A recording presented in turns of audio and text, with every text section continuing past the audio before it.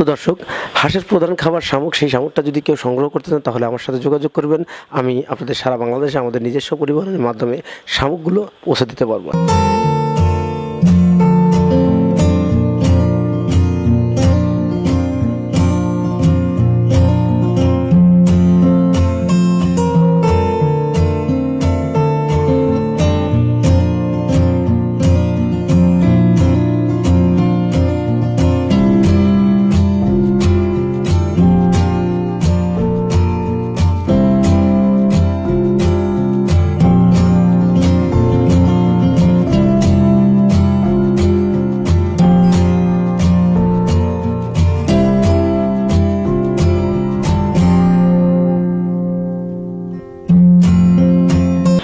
বিসমিল্লাহির রহমানির রহিম।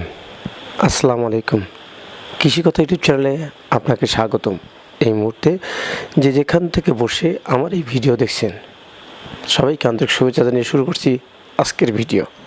দর্শক, বাংলাদেশ নদীমাতৃক দেশ, যেখানে বিভিন্ন খাল বিল, নদীনালা, ডোবানালা ইত্যাদি আছে, যেখানে খামারিরা খোলা বিলে হাঁসগুলো পালন করে থাকে এবং এইখানে খামারিরা হাঁস পালন করে বিভিন্নভাবে স্বাবলম্বী হচ্ছে এবং এখান থেকে বিপুল পরিমাণ অর্থ আয় করছেন।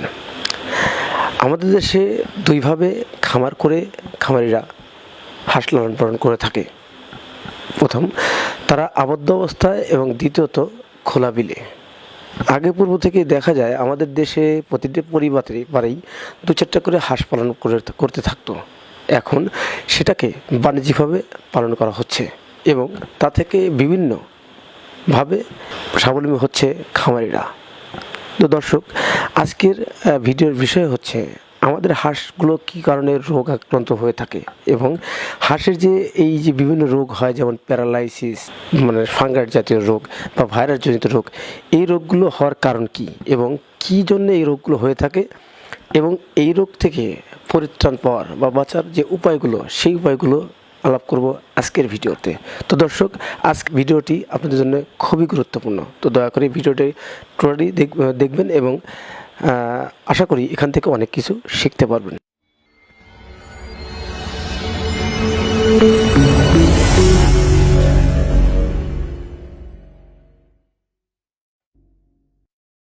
দর্শক, প্রথমে আসি, হাঁসের প্যারালাইসিস রোগ হয় কেন হয়।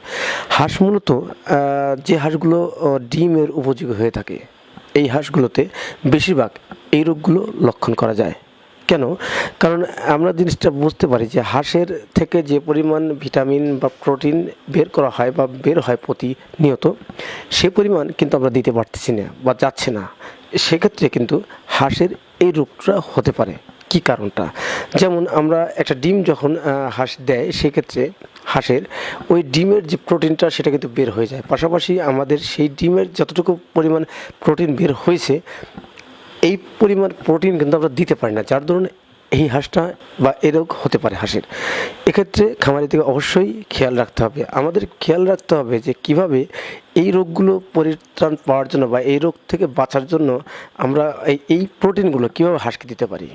আসলে খাবারের ক্ষেত্রে যখন আমরা খাবারটা দিই, হাঁস যখন খাবারটা খায়, তখন আমরা এই ওষুধগুলো, বিভিন্ন ভিটামিন, বিভিন্ন ক্যালসিয়াম, এই ওষুধগুলো ব্যবহার করতে পারি। তাহলে এই রোগ থেকে বাঁচার সম্ভাবনা রয়েছে। হাঁসের কেন ডায়রিয়াজনিত রোগ হয়ে থাকে, এদিকে খামারিরা যে বড় ভুলটা করে, সে ভুলটা আসলে এদিকে খেয়াল করলে বুঝতে পারবে যে হাঁসের কেন ডায়রিয়া হয়ে থাকে। কারণ আমরা হাঁসটা যেখানে রাখি সেই জায়গাটা অবশ্যই নোংরা এবং নষ্ট জায়গা হয়ে থাকে বা স্যাঁতসেঁতে হয়ে থাকে। সেক্ষেত্রে হাঁসের এই রোগগুলো হওয়ার সম্ভাবনা কারণ হচ্ছে এখানে যে খাবারটা পড়বে, যা ওইখানে যারা খাবার দেবে খাবারটা পড়বে এবং হাঁসের বীজটা সহকারে ওই খাবারটা যখন হাঁস খাবে, তখন আর কি এ থেকে হাঁসের ডায়রিয়া বা অন্যান্য রোগের সম্ভাবনা দেখা দেয়। হাঁসের এই রোগের থেকে বাঁচার উপায়টা হচ্ছে, হাঁসের যখন আপনারা খাবারটা দিবেন, এই খাবারটা দেওয়ার জন্যে কিভাবে এই খাবারটা দিলে অবশ্যই আপনারা এখান থেকে বাঁচতে পারবেন বা পরিত্রাণ হবে, সে বিষয়ে কিছু কথা বলবো। দর্শক, হাঁসের যখন খাবারটা দেবেন, অবশ্যই আপনাকে চেষ্টা করতে হবে যে হাঁসের যে খাবারটা দেবেন অবশ্যই পরিষ্কার পরিচ্ছন্ন জায়গাতে দেবেন, যেন সেই খাবারটা বিষটাযুক্ত জায়গা বা মল পরিত্যাগ করছে এমন জায়গাতে যেন না পারে, সেখান থেকে হাঁসটা না খায়।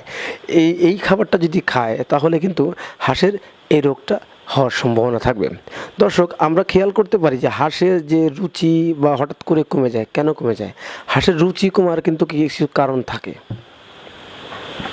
তো দর্শক, হাঁসের প্রধান খাবার শামুক। সেই শামুকটা যদি কেউ সংগ্রহ করতে চান তাহলে আমার সাথে যোগাযোগ করবেন। আমি আপনাদের সারা বাংলাদেশে আমাদের নিজস্ব পরিবহনের মাধ্যমে শামুকগুলো পৌঁছে দিতে পারবো। তো দয়া করে যাদের শামুকটার প্রয়োজন তারা অবশ্যই আমার সাথে যোগাযোগ করবেন। তো দর্শক, আজ এ পর্যন্ত, দেখা হবে পরবর্তী ভিডিওতে। ততদিনে ভালো থাকেন, সুস্থ থাকেন। আল্লাহ হাফেজ। ধন্যবাদ।